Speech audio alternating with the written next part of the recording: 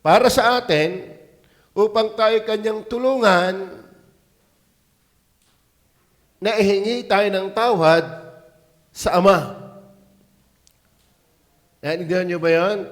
Ang ibig ko sabihin ng advocate, siya po yung sumasamon, tumatawag, especially para tayo ay tulungan. So wala hong kumakatawan para tayo ay tulungang tanggapin ng Ama, kundi ang Panginoong Hesus na matuwid. No? Yun po ang turo ng Bible. Bakit? Ang Panginoong Hesus lang po ang talagang may access, may pagpasok sa presensya ng Ama para tayo ay tulungan. Paano yon? Kasi ganito yung mga kapatid, ang Panginoong Hesus po ay hindi kayang pahindian ng Ama. Naintindihan niyo ba yan? Yung hindi kayang pahindian. Kayo, nakikiusap minsan pero natatanggihan kayo. Pero naman ang kahit 100. Ayoko nga, kulang pa nga sa akin. Napapahindian pa kayo eh. Diba? Pwede kang makahiram ng manok mo, wala lang maitinula. Napapahindian kayo. Pero pag ang Diyos, ang Panginoong Hesus ang lumapit sa Ama, hindi siya pwedeng tanggihan. Are you with me? Ngayon, kaya siguradong sigurado na kapag si Jesus ang nilapitan mo papunta sa Ama, hindi niya tayo pahihindian. Yan po ang idea ng advocate. Siya yung tumutulong sa mga lumalapit sa Kanya na nahingi ng tulong. Kaya maging sa panalangin sa pangalan ni Jesus. Amen? Hindi sa pangalan ni Maria, hindi sa pangalan ng Pope, kundi sa pangalan niya. Bakit? Siya yung advocate. Siya yung namamagitan. Are you with me? Kumbaga sa abogado, tayo yung kanyang kliyente. At kapag si Jesus ay umimik na sa Ama, ang sasabihin lang niya, Panginoon, yan, kita niyo yung nalapit na yan. Kita niyo yung nalapit yan, si Eloy na yan. Siya ho'y sumampalataya na sa akin. Nagsisinahuyan ang kanyang kasalanan. Kinamatayan ko na ho siya. Hindi niya tayo pahihindian. Are you with me? Naintindihan niyo ba yan? Walang kaso ng ating kasalanan na hindi kayang lutasin ni Kristo. Lahat ng kaso, absuelto kay Kristo. Bakit? Siya yung, hindi lang siya yung advocate, siya rin pa yung ating Savior na namatay doon sa krus ng Kalbaryo para ang ating kasalanan ay mapatawad. Okay, so naintindihan niyo ba yan? The word advocate here refers to Jesus. We have Jesus Christ, the one who is righteous, who speaks to the Father and asks Him to forgive us. So, sino ang kumakatawan yan? Ang kumakatawan niyan ay ang Panginoong Hesus. Ang daming titulo ng Panginoon, di ka? I am the bread.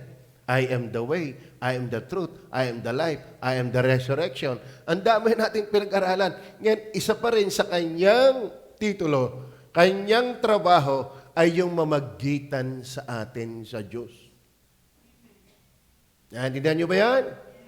Ang itinuturo po ng Catholic, para daw tayo makalapit sa Ama na hindi tayo pahihindian, lumapit tayo sa Ina. Kaya siya ay tinawag na inang laging saklolo. Ano ba ibig sabihin na yan? Kasi ang painiwala nila, si Kristo daw, nung mahirapan sa lupa, nung dumating sa langit, sa pagod, naging isnabero. Talagang ang kita kayo, pagkaka-picture, nakagaya. Ng Panginoon, sa kanilang turo, bakit? Masyado niyo akong pinagod. Kaya daw, para maulo natin si Jesus, sa kanyang inakalumapit. Yun ay invento. Yun ay tahi-tahing kwento. Wala sa Bible yun. Ang idinidi ng Bible na mamagitan sa atin sa Diyos ay si Kristo. Balikan ulit natin ng talata. Balikan natin ng talata. Sabi niyan, mamunti kang mga anak. Well, ang tinutukoy dito yung mga anak na. Ano? hanggat hindi ka pa anak, ay wala kang attorney. Hanggat hindi ka nananampalataya kay Jesus, hindi ka talaga papasok sa langit kasi walang mamamagitan sa iyo. Amen? Huwag mong gawing tagapamagitan ng relihiyon mo. Hindi yan ang tagapamagitan. Huwag mong gamitin tagapamagitan si Maria, si San Pedro. Hindi nga yan. Ang liwanag nga ng Bible Mamunti kong mga anak, ang mga bagay na ito ay sinusulat ko sa inyo upang kayo huwag magkasala. At kung ang sino man ay magkasala, don't worry, may tagapamagitan tayo sa Ama. Ang sasabihin lang ni Jesus, Panginoon, yung anak kong yan, kinamatayan ko na. Tanggapin mo siya sa iyo. Bakit? Ang Diyos ay banal. Galit talaga siya sa kasalanan, pero ang Panginoon lagi ang umaapila sa atin. Kumbaga yung anak, papaluin na ng dos por dos ng ama dahil ang tigas ng ulo, ang inihaya ay katawan ng ina. Hindi ka nakakita ba kayo ng gayong senaryo? Papaluin na sa anak ay humara yung ina. Hindi mapalo yung anak. Alam mo, tayo nagkakamali pa rin bilang mga anak. Pero bakit hindi tayo parurusahan ng ama sa impyerno? Humahaya ang Panginoon. Siya yung humaharang. Naintindihan niyo ba yan? Siya yung namamagitan. Alalahan mo anak, ama, namatay ako dyan, nagpakahirap ako dyan, nagsakripisyo ako dyan, lahat ng kasalanan pinatawad ko dyan. Huwag mo siyang, kasi sabi niya, sana huwag tayo magkasala. Kaso lang nagkakasala pa nga Pero salamat, may good news. Hindi lang sa good news na tayo napatawad sa ating kahapong kasalanan, siya pa rin yung good news na namamagitan sa atin para hindi tayo patulan ng Ama. Maliwanag ko ba? Kayo ba yung mga anak na ng Diyos? Kayo ba nagkakamali pa? Yung iba alam niyo po, tama lang na tayo nagsisisi sa ating kasalanan. Tama rin na tayo magsikap na tayo maging banal. Pero mali, na kapag kayo nagkakamali, lalo kang nalayo. Dapat lalo kang lumapit. Don't worry. Be happy. Tayo'y may tagapamagitan. Naintindihan niyo ba yan? Okay. Tinignan ko din doon sa dictionary ang ibig sabihin po ng... Yan pala sa Grego yun, nakuha ko pala. Parakletos. Parakletos. One who plays another cause before I judge. Pag sinabing parakletos, ito yung nakikiusap sa hukom para sa kliyente. Tayo yung kanyang kliyente. Amen. Walang kasalanang hindi kayang lutasin ng ating advocate. Maliwanag ko baga? Namamagitan. May sigalot, may away. Ang ama at ang kasalanan ay talagang matindi ang alitan. Nakita yan sa cross ng Kalbaryo. Ang tindi ng galit ng Diyos sa kasalanan. Pero ang tindi din naman ng pag-ibig ng Diyos sa kasalanan, sa makasalanan. Galit na galit ang kasalanan kay Kristo. Kaya pinarusahan siya. Pero bakit ang Panginoong si pinarusahan din? Dahil mahal ng Diyos. Tingnan mo na. Mahal ng Diyos ang kabanalan. Mahal ng Diyos ang kabanalan. So, ang tao ay nasa pag-ita nagdidigma ang kabanalan at kasalanan. Sino ang gigitna sa atin? Dapat walang kasalanan. Kaya si Kristo ang matuwid. Naintindihan niyo ba yan? Mahirap na kita tayong attorney, ikaw pala meron ding kaso. Di nga? Parang hoy, ikaw ba'y nagnakaw? Ang kaso'y pagnanakaw. Hindi nga siya nagnakaw, pero kanya ang bagoong. Nagnakaw ng mangga, galit na galit yung may-ari, pero nagbigay ng bagoong ang attorney. Bawal yan, nagnakaw ng mangga. O, ito ang bagoong. Madali sabi, ang Panginoon na hindi pwede magitan sa kasalanan kung siya'y guilty rin. Are you with me? Alam niyo ba yung hampas sa kalabaw, latay sa kabayo? Hampas sa kalabaw, latay sa kabayo. Alam niyo ba yon? Yung kasabihan yon, Kuya Rude? Ano ibig sabihin nun yun? Hampas sa kalabaw, latay sa kabayo. Ay, hindi nyo alam. Sino nakakaalam na yun? Yung kasabihang yun. Hampas sa kalabaw, latay sa kabayo. Okay, parang ganito. Ganito. Ikaw, magbabarik ka. Ikaw, magnanakaw ka. Ikaw ang kinakausap ko, nagre-react kay Ere. Naintindihan nyo ba yan? Bakit? Yung ginawa mo kay Rudy, ginawa rin niya. Yan sinasabing hampas sa kalabaw, latay sa kabayo. Yan ang guilt. Yun ang guilt. Lahat tayo guilt. Pag sinabi mo ang isa'y makasalanan, guilty ka rin. Bakit? Ginawa ko rin yun. Kaya si Kristo hindi pwedeng advocate kung siya mismo'y guilty rin. Kaya si Maria hindi pwedeng advocate. Bakit? Siya'y makasalanan din. Kaya mali yung doktrina ng inang laging saklolo. Siya'y sinakluluhan. Maling doktrina yung siya'y inang panalanginan. No, siya'y inang nananalangin. Hindi sa inang tagapagligtas, siya'y inang iniligtas. Ang pwedeng mamag-itan sa makasalanan ay taong walang kasalanan. At para magkaroon ng taong walang kasalanan, kailangan yan ay Diyos na nagkatawang tao. Naintindihan nyo na ba yan? So, pag ako'y namatay, ba't ako'y pupunta sa Ama? Una, tinubusan niya ako. Pupunta ako doon. Haharap ako sa Ama. Nandun ang Panginoong Sus. Ama, yang si Eloy na yan. Yan ay ipasok mo. Dahil yan ay pinatawad ko na. Wala na siyang pananagutan. Nabayaran ko na ang lahat ng kasalanan. Absuelto na siya sa kaso. Sino ang advocate? Si Kristo. Ang matuwid. Okay. Isa pa na ibig sabihin ng advocate, tinignan ko po sa dictionary. What is the full meaning of advocate?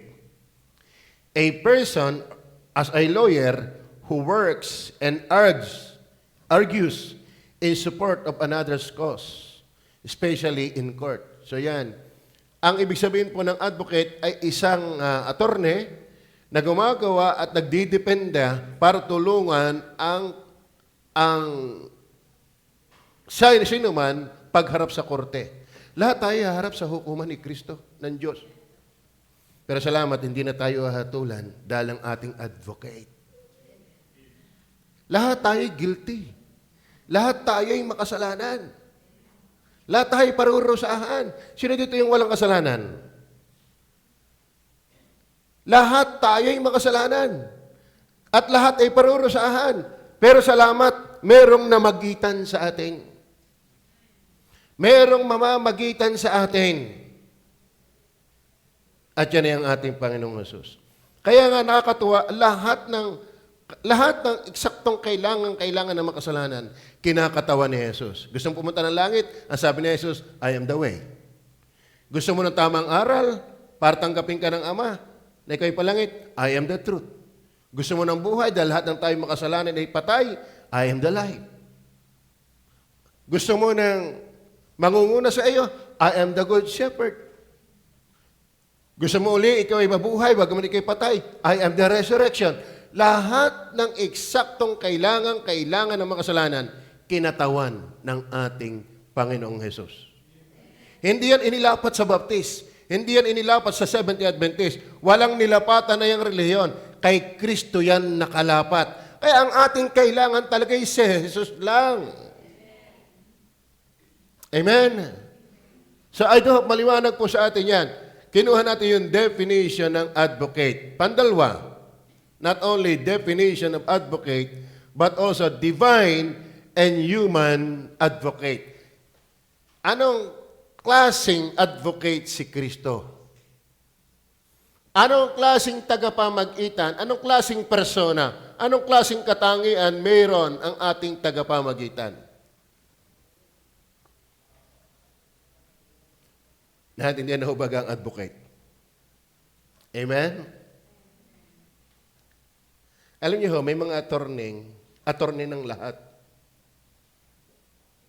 Naintindihan niyo ba yan? Halimbawa, convicted kang ikay drug addict, pero dahil attorney, ipagtatanggol ka niya.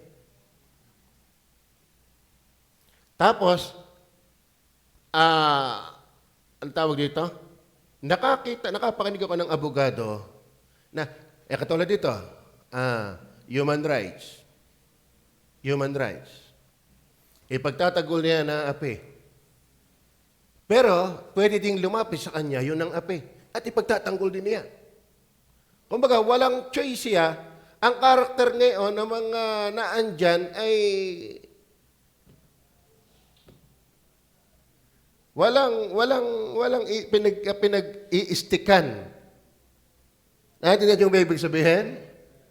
Kasi mayroong mga trabahong pera-pera. Pera-pera yan eh.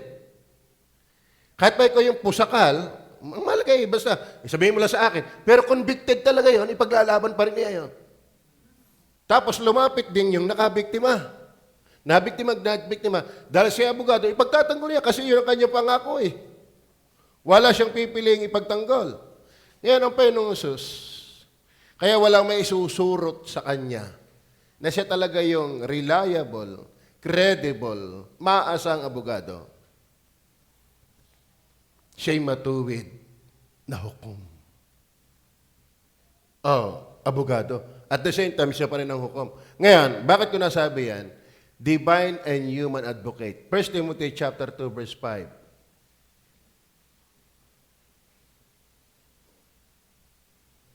Pakibasa.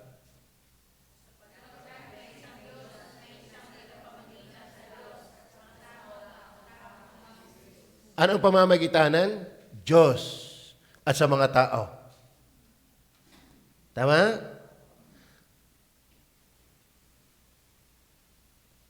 Ang gigitnaan pala pagdating sa Diyos ay sa pagitan ng Diyos at ng tao. Kaya ang kailangan mamagitan diyan ay divine and human. Naintindihan kaya ako din eh. Amen? Kasi mga kapatid, kung si Kristo ay mamamagitan sa atin, na siya ay tao lang, tiyak siya'y pwedeng lumagay sa abogadong may pula din. Tama? Kung si Kristo ay taong-tao lang, siya ho ay hindi maaring walang butas. Tsak may kikilingan yan. Tama? Ngayon, kung siya may Diyos na Diyos lang, paano naman siya mamamagitan sa tao? Dahil ang may problema ay Diyos at ang tao dahil ang kasalanan, kaya dapat ang sisingit dyan mamagitan ay Diyos at tao. Kaya si Jesus lang ang qualified mamagitan. Bakit? Siya yung Diyos na nagkatawang tao. Kaya hindi pwedeng si Maria. Bakit? Si Maria ay tao lamang. Hindi pwedeng si Pope. Bakit? Si Pope ay tao lamang. Ang kailangang sumingit sa problema ng Diyos at tao ay dapat ay Diyos naging tao. Maliwanag ko ba yun? Kaya si Kristo lang ang advocate. Why? Siya lang yung human at the same time ay divine. Kaya nga, nagkatawang tao ang Diyos. Kaya walang good news kung walang nagkatawang tao ang Diyos. Sino mamamagitan? Ang problema kasi ng tao, tayo ay makasalanan. Ang Diyos ay banal. Ngayon, kapag tayo ay hindi napatawad, hindi tayo napamagitanan, papunta tayong lahat sa impyerno. Are you with me? Kung walang attorney, lahat ng guilty, papunta ng bilangguan. Lahat ikukulong na lahat. Bakit? Sinong didepende sa iyo? Sinong magtatanggol sa iyo? Ang problema nga nito, pag attorney ka, at ang kliyente mo ay mayaman, nasa pag-uusap yan. Di ka? Nasa pag-uusap yan. Tapos, kukutsabahin pa yung judge. Nasa pag-uusap din yan. Kaya usap sa usap. Pero kay Kristo, matuwid. Makalulusot lang tayo sa Ama dahil yung ating advocator, siya pa rin ang nagbayad ng ating kaso. Naintindihan nyo ba yan? Kung ako ay attorney lang, mas may paliliwanag kong batas. Amen? Pero kahit man lang dyan sa pahiwatig ng ating talata, ano ho? Para ikaw ay mapawalang sala. Napawalang sala ka, hindi ka na mananagot sa hinihingi ng batas. May sumagot sa iyo at may namamagitan sa iyo. Kakatuwa ang Panginoong Sus. Hindi lang siya namagitan, siya pa yung namatay para sa atin. Amen? Kaya wag na wag kayong magkukonklusyon. Kung hindi ka sasapi sa amin, hindi ka maliligtas. Ang relihiyon ay hindi advocate. Si Maria ay hindi advocate. Ang baptism ay hindi advocate. Ang binyag ay hindi advocate. Ang sabi ni Jesus, balik tayo sa 1 John 2:1. O, yun na lang. Sapagkat may isang Diyos at may isang tagapamagitan, isa lang nga. Isa lang. Pag sinabing isa, ay di siya lang. Sa Diyos at sa mga tao, ang taong si Kristo Jesus. Okay. So, pandalwa natin kinuha not only definition of advocate, but yung divine and human advocate. Okay. Para patunayan natin, Colossians chapter 2, verse 9. Ito hindi maintindihan ng maraming tao. At kung pilit man ipaunawa, hindi matanggap.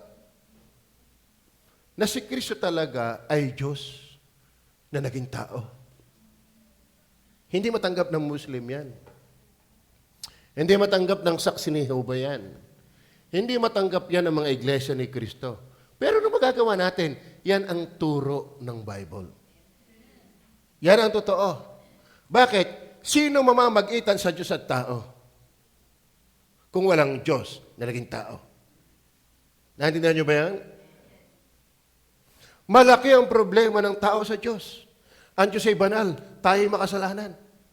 Sinong aabsuelto ng ating kasalanan yan? Sinong magpiplead sa atin, sa ganang atin? Kundi si Kristo ang matuwid. Ngayon, tingnan niyo si Kristo na ating advocate. Sapagkat sa Kanya'y nananahan ang buong kapuspusan ng pagka-Diyos sa kahayagan ayon sa laman. Ibig sabihin, yung nakita nating Kristong laman, nandun ang pagiging Diyos na Kristo rin. Amen? Kapag hindi ka naniwala dyan, wala ka talagang kaligtasan. Kaya ang saksi, walang kaligtasan doon. Iglesia ni Kristo, walang kaligtasan doon. Saksi ni Jehovah, walang kaligtasan dyan. Bakit? Hindi nga sila naniniwala na si Kristo, bagaman nasa laman, nasa Kanya rin ang kapuspusan ng kadyusan. Ganyan ha? Sapagkat sa Kanya'y nananahan ang kalahating kadyusan. Hindi, buong kapuspusan. Hindi nawala ang Kanyang pagiging Diyos kahit siya'y nagkatawang tao. Si Kristo, sabi ko sa Bible study natin tuwing umaga, Christ is the radiance of the sun. We cannot separate the radiance and the sun. Wala kang nakitang araw na walang sinag. Nakita ba kayo ng araw na walang sinag? Basta araw may sinag. Si Kristo ang kapahayagan ng Ama na hindi nakikita. Napalalim na. Yan na nga, pag napalalim na. Are you with me? Kayo ba'y saved na? Are you sure you're bound to heaven when you die? Hindi yan totoo kung walang namagitan sa iyo. At walang qualified na mamagitan kung hindi siya Diyos at the same time ay tao. Bakit? Kung siya'y tao, nung tuksin siya ni Satanas, bagsak tiyak yun. Kung siya naman ay hindi naging tao at Diyos lang, paano tayo pamamagitanan? Ay siya Diyos din. Ang may problema ay Diyos at ang tao. Kaya ang solusyon dyan, Diyos na naging tao. Naintindihan niyo ba yan? Sino kumatawan? Eh di si Jesus na nagkatawan tao. Kaya kung gusto mong pumunta sa langit, wala kang pag-asa kundi si Jesus na nagkatawan tao.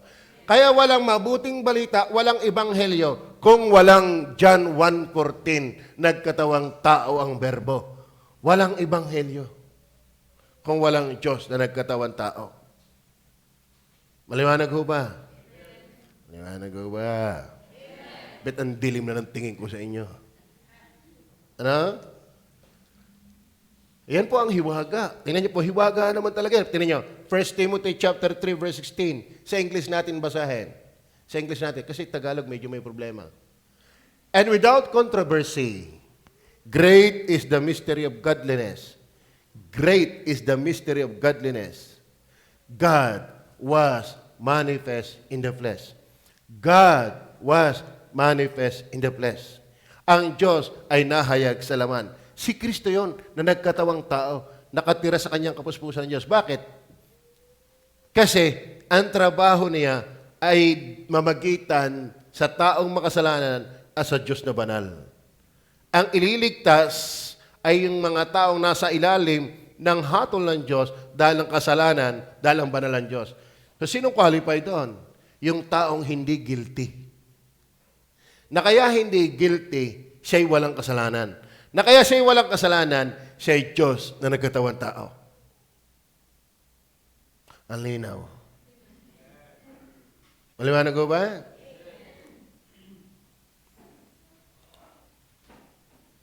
Colossians chapter 2, verse 2. Colossians chapter 2, verse 2. Upang mga aliw ang kanilang mga puso sa kanilang pagkakalakip sa pag-ibig at sa lahat ng mga kayamanan ng buong katiwasayan ng pagkaunawa, upang makilala nila ang hiwaga ng Diyos sa makatutbagay, si Kristo. Alam ba si Kristo ang hiwaga ng Diyos? Bakit? Kalahin mong Diyos at the same time ay tao. Amen? Alala nyo ba nung panahon ni Moises? Takang-taka siya. Bakit itong punong ito'y lagablab na lagablab, hindi natutupok? Are you with me? Ano ba, wala hong tawag dito? Sabi ng Hebrew chapter 12, verse 29, God is the consuming fire. Ang Diyos sa kanyang kabanalan ay tulad ng manunupok na apoy. Sa madalit sabi, walang tatayo talaga sa kabanalan ng Diyos. Kailangan talaga na mayroong representative na taong hindi mapupugnaw ng kabanalan ng Diyos. Kaya ipinaaninag na doon pa sa panahon ni Moises, bakit may puno na naglalagablab pero hindi natutupok? Ipinapahiwatig na mayroong tao na kayang humarap sa kabanalan ng Diyos na hindi mamamatay. Yan ay yung pagkakatawan tao. Ngayon, naalala niyo ba si Shadrach, Meshach at Abednego? Sino nakakakilala diyan? Saan inilagay si Shadrach, Meshach at Abednego? Doon sa pugon na pinag-init ng 7 beses. Ano ba't yung nagdala sa kanila, nasa bunganga pa lang, mga utas na. Pero itong tatlo, hindi man lang nag-amoy balahibo. Ibig sabihin, pwede pa lang ikaw mapalagay doon sa napakainit, pero hindi ka nasunog. Bakit? Ando ng Son of God. Nabasa niyo ba doon? Nakita, tatlo yung inuhulog natin, bit naging 4. Alam mo bakit? Bakit hindi natupok sila? Dahil nandun si Jesus Christ. Bakit tayo hindi na matutupok sa langit kahit tayo makasalanan? Meron na pong tao na makatatayo sa kabanalan ng Ama na hindi mamamatay at doon tayo nagtiwala. Nahandihan niyo ba yan? Kaya walang pwedeng humarap sa Diyos na tao para mamagitan sa kapwa-tao, kundi yung taong matuwid. Si Jesus. Si Shadrach, Meshach, Abednego, namatay ba sila? Hindi. Bakit? Nandun si Jesus. Kaya tayo, kahit dalhin sa langit, hindi tayo mamatay. Tayo makasalanan. Bakit? Meron ng taong nakatatayo sa kabanalan ng Ama para sa ating makasalanan. Naintindihan mo ba yun?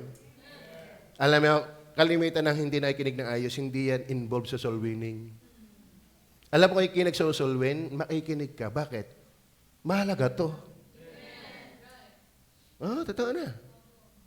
At ako, alam mo, habang hinahabi ko ito, ako'y namamanghas, Panginoong Jesus. Nandito tayo para mamangha, hindi para makatulog. Amen? Amen. Are you with me? Apo. Wala ka pang alam para ikay matulog lang. Upang mga aliw ang kanilang mga puso. Kaya si Kristo kaaliwan. Akalain mo, wala tayong pag-asa kung walang tagapamagitan. At walang pwedeng maging mamagitan kung hindi Diyos na nagkatawang tao? Kaya ako'y tuwan-tuwa sa Panginoong Jesus. Kaya inaangking ko sa sarili na itong Iloy na ito, walang karapatang hindi sumimba at maglingkod sa Diyos. Bukang bibig ko na yan. Wala akong karapatang hindi maglingkod sa Diyos. Dahil ako'y tinanggap lang ng Ama dahil ng anak. Are you with me? Okay. Tingnan pa natin ang talata. Matthew 1. Colossians 1:19. Colossians 1:19. Parang hindi ko nakilala agad si Brad. Ano? Okay. Sapagkat minagaling ng Ama na ang buong kapuspusan ay manahan sa Kanya. Ibig sabihin mga kapatid, talagang minarapat ng Trinity na si Kristo, pag niliwalhati mo, automatic dala na ang Ama at Anak. Are you with me? Okay. Isa pa. Matthew 1:23. Tama ba yun? Yes. Matthew 1:23. Narito ang dalagay magdadalang tao at manganganak ng isang lalaki at ang pangalang itatawag sa kanya ay Emmanuel. Ano ibig sabihin? Na kung liliwanagin, ay sumasa atin ang Diyos. Alam mo ba, si Kristo na magkatawang tao, kasama niya ang kanyang kadyusan. Kaya Emmanuel, God is with us. Kaya rin nyo ha, baby pa lang si Jesus, sinamba niya ng wise men. Di ka?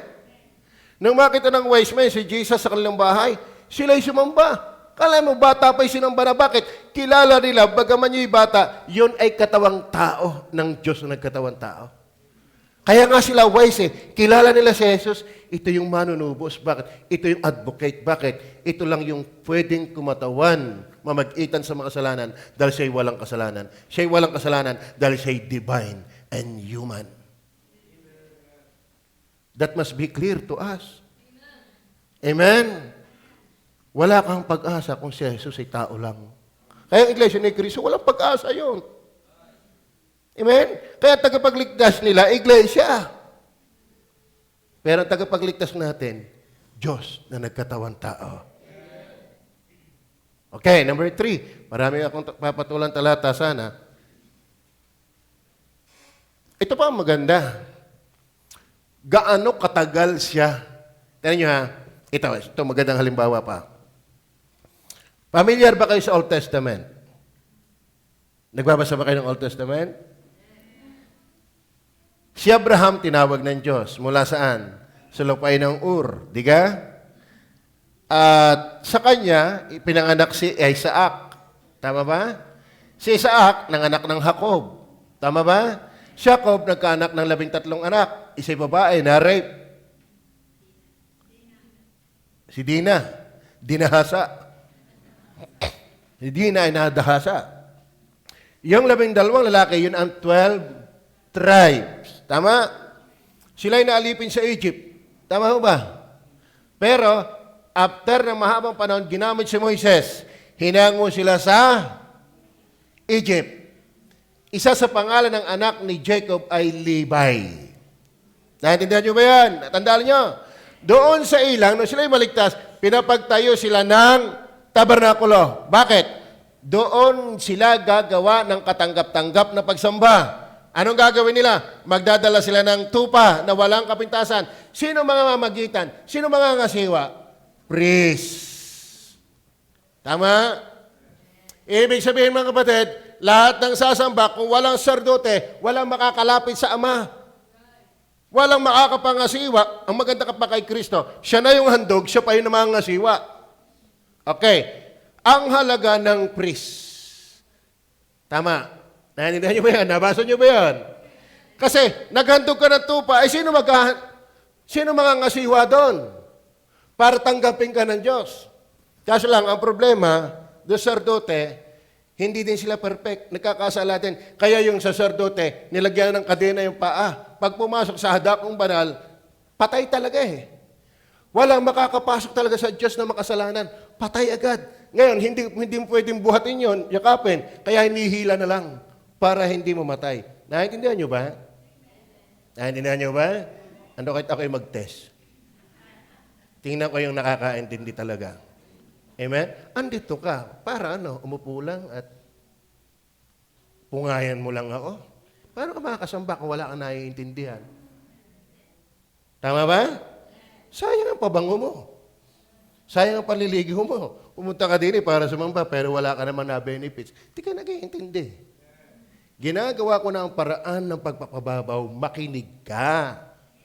Makinig ka, wala kang alam para hindi makinig. Amen? Tatanungin ko kayo ba'y may na-witnessan bago dumating ang linggong ito? Wala. Baka kayo, wala akong masabi. Ang tagal mo nang nakikinig, wala ka pang masabi. Amen? Makinig ka. Sayang yung pabango mo kung di ka makikinig. Andito ka, makinig ka. Are you with me? Wala hong pwedeng pumasok sa dakong banal na walang saserdote. Kaya wala rin pwedeng pumunta sa langit na walang tagapamagitan. Naintindihan niyo ba yan? Ang halaga na yun. Ngayon, ang problema sa mga saserdote, hindi namamalaging mamagitan. Bakit? Paano pagpatay na? Tama ba? Paano pagpatay na? Ano ang pag-asa ng mga Israel kung wala nang tumatayo, tumutulong sa kanila para makapasok sa dakong banal, ay patay na. Pero ang magandang balita, si Kristo yung tipong saserdote na hindi mapapalitan. Bakit? Hindi siya mamamatay. Kaya tayong lahat, nananampalataya talaga kay Jesus, absueltong langit. Bakit? Yung ating priest ay hindi titigil ng pamamagitan sa atin. Tingnan po natin ang talata natin. Hebrew chapter 7, verse 24 and 25.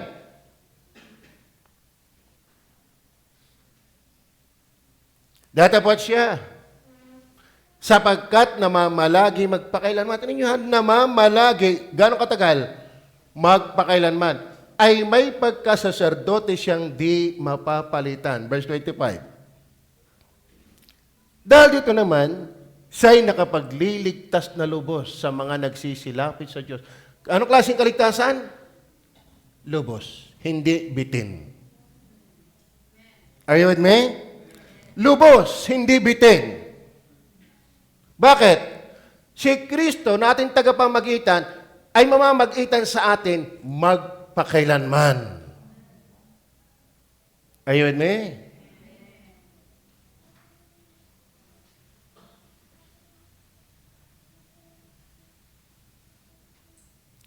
Dahil dito naman, siya'y nakapagliligtas na lubos sa mga nagsisilapit sa Diyos sa pamagitan niya.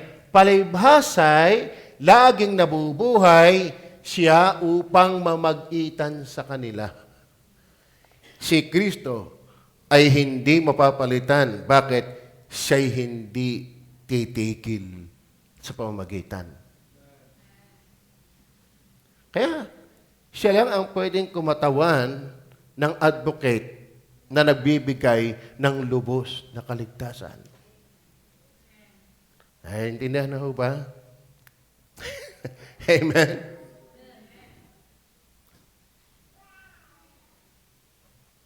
Ako'y nahagilap ng ilustrasyon eh. Hindi ako makahagilap.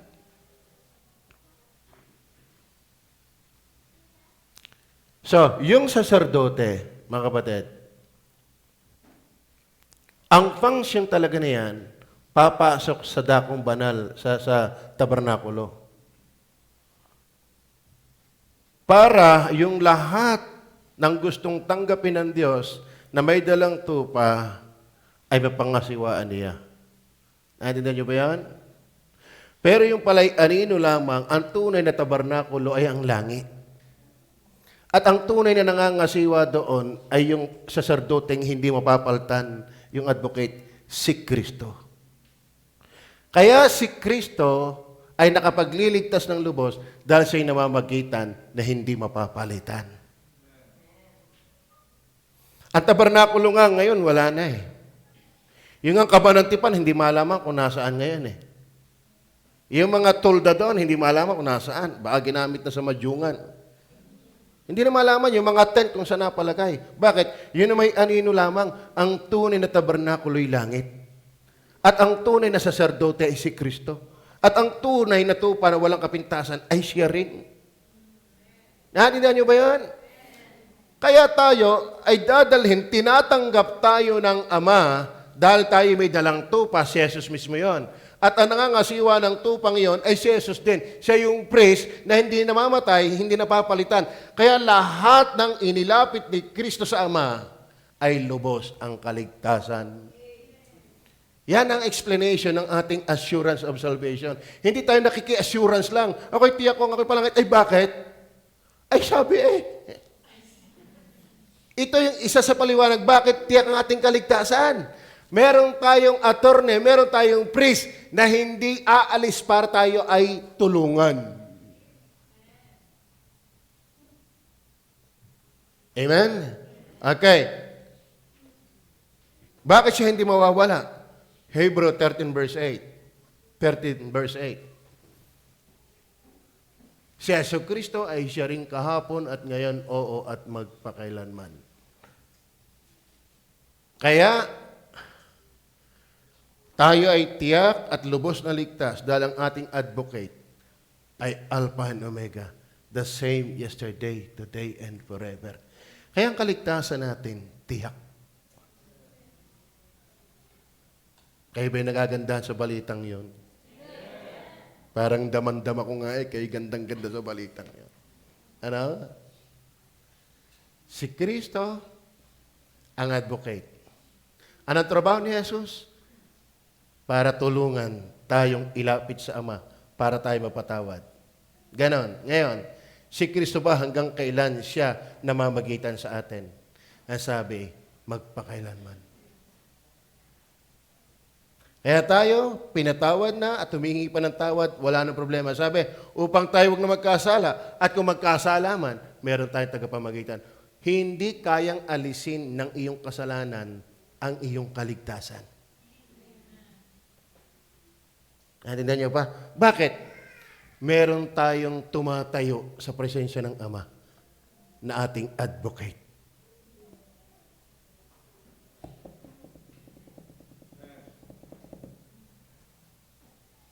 Parang mag-asawang galit na galit sa anak dahil nagtanan.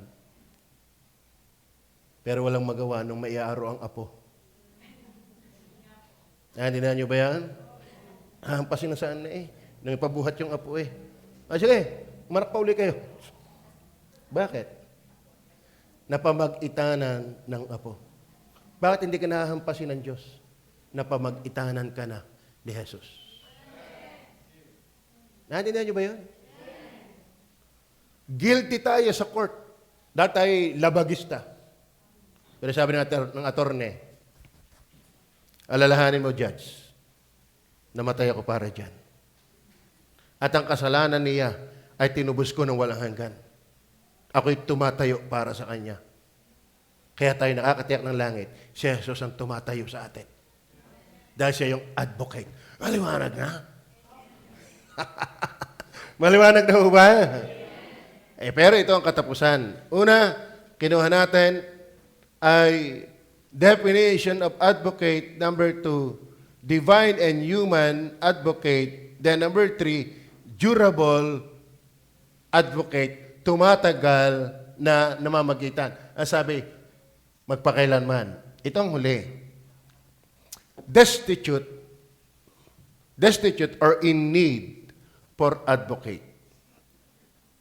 Mga kapatid, ito ang tatandaan ko ito ang sasabihin ko sa inyo.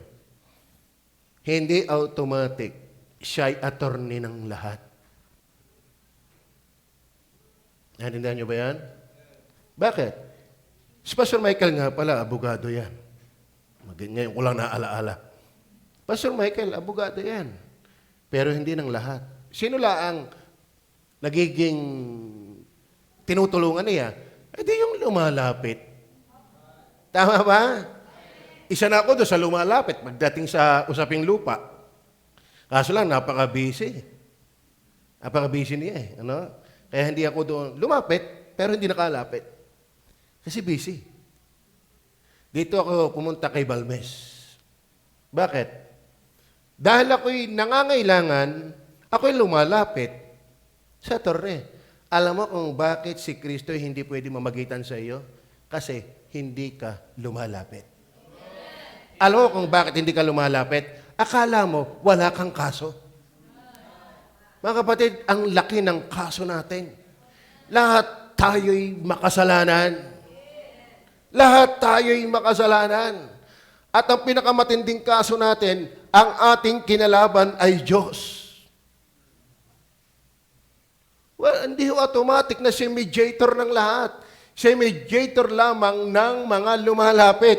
At bakit lumalapit? Kasi alam niyang siya'y may nalabag. Siya'y nagkasala ng kasalanang paninilip. Siya'y nagkasala ng kasalanan ng pamumusong. Siya'y nagkasala ng kasalanang pagmumura. Siya'y nagkasala ng kasalanang pagsusugal. Siya'y nagkasala ng kasalanang pagpatay. Siya'y nagkasala ng kasalanang pagsisinungaling. Siya'y nagkasala ng kasalanang hindi pagbabasa ng Biblia. Hindi natin kayang bilangin ang kasalanan natin. Pero nakakalungkot, maraming taong makasalanan, ayaw lumapit. Paano malulutas ang kaso mo? Naintindihan niyo ba yan? Paano maaabsulto ang kaso mo na ayaw mong lumapit sa tunay na abogado ng kaluluwa mo? Si Jesus yan. Kaya maraming kasalanan, hindi absuelto ang kasalanan. Hindi lumapit sa advocate. Sino yan? Hindi Papa yun. Amen? Bakit? Ang Papa, tao. At taong makasalanan. Wala namang matuwid, wala kahit isa. Sapagkat ang lahat ay nagkasala nga. Tayo ang lahat ay kliyente. Hindi tayo pwedeng maging abogado pagdating sa Diyos. Tayo lahat kliyente. Iisa lang ang pwedeng tumayo sa atin, yung taong walang kasalanan. Bakit walang kasalanan? Hindi guilty. Hindi naman siya lumabag sa kalooban ng Ama. Tayo ang labagista, si Kristo hindi. Kaya matuwa ka sa pinag-aaralan natin, huwag mong tulugan. Bakit? Ikaw ay may kaso sa Diyos. Tama ba? At hindi mo kayang lutasin yan sa iyong sarili. Ay noon, lalo pa ng Old Testament, Brother Jomel, kahit paano, temporaring maibsan ang galit ng Diyos sa iyong kaso, dapat maghandog ka ng tupa. Ikaw, may tupa ka ba? May toro ka ba? Sa bawat kasalanan, maghahandog ka. Pero salamat, si Kristo, sapat na handog magpakailanman. At siya rin ang sapat na priest, advocate, magpakailanman. Ang problema lang sa iyo, may kaso ka, ayaw ka maghanap ng mamamagitan. Maliwanag ko ba? Sino dito yung walang kaso? Sino yung walang kaso? Hindi ho, biro, yung ikaw ay nagkasala. Kaya lang ang tao hindi pa takot, hindi pa nahuhuli. Hindi pa nabibisto. Pero mind you, mga kapatid, lahat tayo bistado ng Diyos. Basahin niyo po ang Hebrew chapter 4 verse 13. May time pa ako. Kasi ako laging nasasanay alas 10, tayo naman pala yung nagsisimula ay 13, 15. Ngayon niyo po, Hebrew chapter 4 verse 13. Basahin po natin. Pakibasa ng lahat.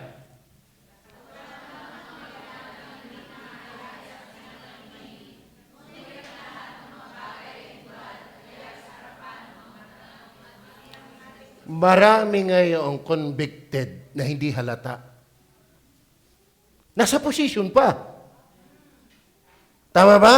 Convicted and yet in a position. Pag-alagala pa. At sila pang mayaman, pero convicted. Bakit? Hindi halata ng tao. Pero may hukom na hindi tayo pwede magtago. Ang problema sa tao, convicted, binabaliwala. Akala'y hindi hahatulan. Walang hindi hahatulan. Are you with me? Dahil ang kasalanan, hindi libre. Ang kabayaran ng kasalanan ay kamatayan. But may bilangguan. Nakakalungkot, mga kapatid. Actually, mga kapatid, pasintabihado sa may mga malulungkot na pagngyayari ngayon. Yan ay halimbawa sa atin para magising tayo. Na ang magpabaya sa Diyos ay hindi libre. Ang magmatigas sa Diyos ay hindi libre. Kung bakit hindi ka agad binibigyan ka pa ng lapat na hatol, binibigyan niya tayo ng pagkakataon na lumapit sa abogado ng ating kaluluwa. Nakakalungkot yung mamatay na matigas kay Kristo. Impyerno talaga yon. Kung naniniwala ka ng Bible, at kahit hindi ka maniwala, hindi naman nawawala ang katotohanan ng Bible dahil hindi ka naniniwala eh. Yan ay makita mo o hindi, yan ay totoo. Diyos ang may sabi eh. May impyerno ngayon. Kung ikaw'y namatay na hindi ka nagsisi, paano ka pamamag-itanan ni Kristo? Hindi ka naman lumapit sa Kanya. Kaya nga sabi ni Jesus, lumapit kayo sa akin, kayong mga napapagal at nangabibigat ang luba at kay aking pagpapapahingahin. May invitasyon si Kristo, hindi ka naman naiingli. Ang tigas nga ng puso mo eh. Paano ka lulutasin? Hindi ka naman lumapit. Sana kayo lumapit. Amen? Nakalapit na ho ba kayo? Si Jesus ba yun yung sinasampalatayanan? Ang daming pag-aangkin ni Kristo? Bahin ko sa inyo, nag-launch na nga tayo ng pag-aaral. Bakit? Ang dami ko na-outline. Hindi naman na ituturo. At saka yung hinihimay ko ang lahat ng katagang inilapat kay Jesus. Eh tama sinabi ni Paul Wasser, nagsisimula pa lang walang hanggan para maunawaan mo si Jesus. Nakakalula. Kaya tayo, akala mo kung sino lamang, akala mo kung simple, you know nothing. Amen?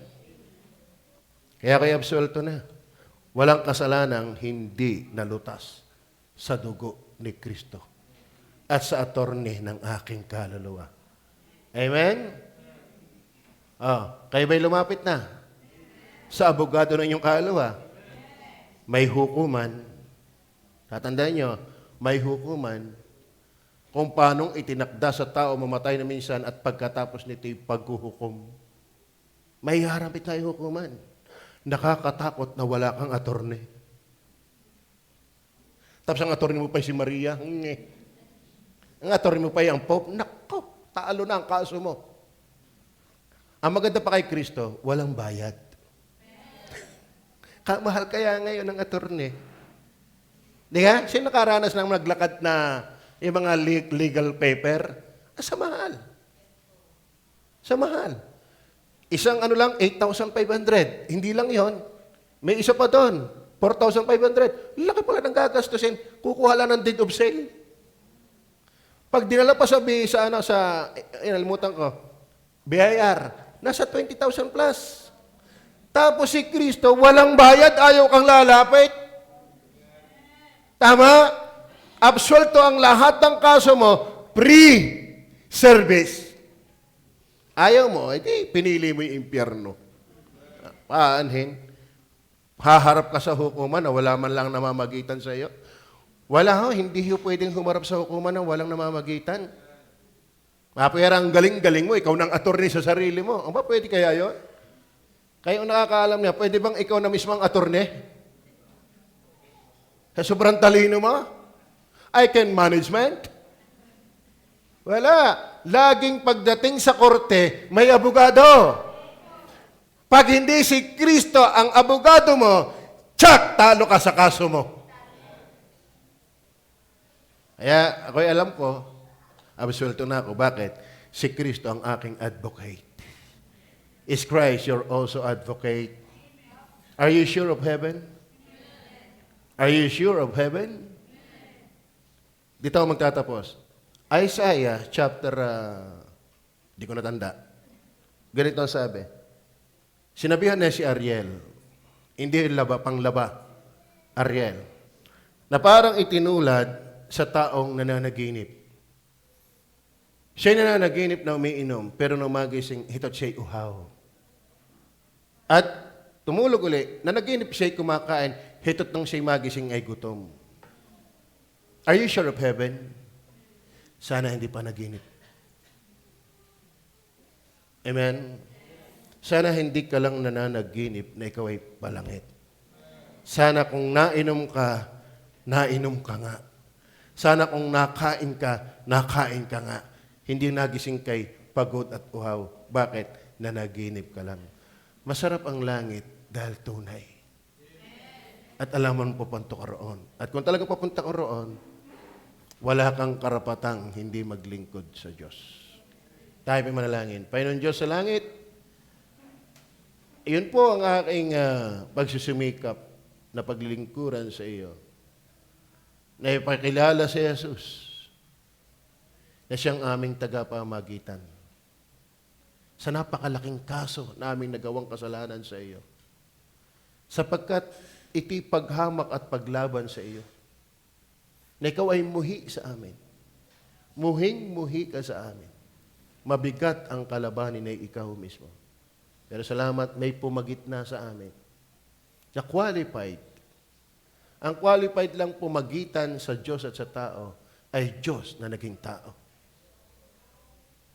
At ito'y libreng serbisyo na sino mang lumapit at nagmakaawa, inaabswelto ni Kristo. Pagpalaan niyo po ang bawat isa.